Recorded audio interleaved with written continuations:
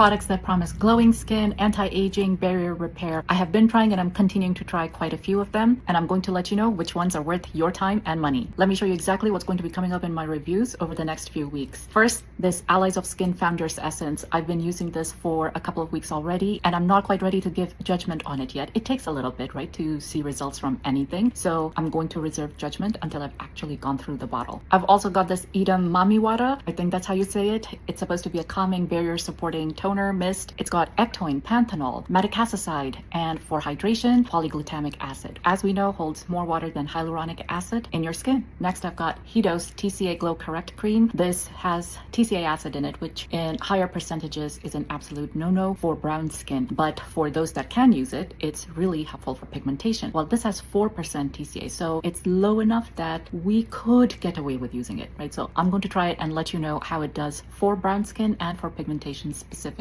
It's also got great supporting cast of ingredients: alpha-arbutin, kojic acid, phenylethyl resorcinol, vitamin C in its THD form, panthenol, peptides. So it's packing quite a punch. I've just got to test to see how effective it is, which given Hidos' history, I'm not going to be amazed that this turns out to be super. This is not something you start out with every day. It's only meant to be like 2 to 3 times a week initially. I'm going to be even more conservative, so it will take me a little bit of time before I'm ready with a review for this, but this is exciting for me. And another exciting one is In Your Face Skincare's Biopeptide EGF Firming Serum. This is going to be for anti-aging. It has 6 biomimetic epidermal growth factors in it, and it's got copper tripeptide. So I'm going to start trying this as soon as I'm done with my second bottle of the Medicaid Advanced Liquid Peptides that I'm currently testing. I am excited about this. This has such a lovely blue color with the copper, so you can tell that there's going to be some potency in it just from the color itself. I am very much looking forward to trying it. This I've already been testing. I'm about halfway through the bottle. It's Sabbatical Beauty's Dorian Gray Serum. It's one of their OG hit products, and I can see why. It's got 5% retinol, and it's got a stable form of vitamin C, both in liposomal form, which means better delivery into your skin and potentially lesser irritation as well. And it's got ceramides for barrier support. It's got hydrolyzed rice protein, but one of my favorite things for it to have is a lactobacillus ferment, which, as you know, I love fermented ingredients in my skincare. It gives it an extra kick for brightening, for antioxidants, for anti-aging, all of those things that I feel like I don't get unless I'm using fermented ingredients. Usually my toners have that, but I found an active that actually has a meaningful amount of it as well. I'll do a deep dive review on this when I'm finished with the bottle, but so far, so good. So all of this was just transparency to let you know what I'll be testing, what's coming up, what's on my radar, and I'll report back with results. No marketing fluff, no hype, because if it doesn't deliver,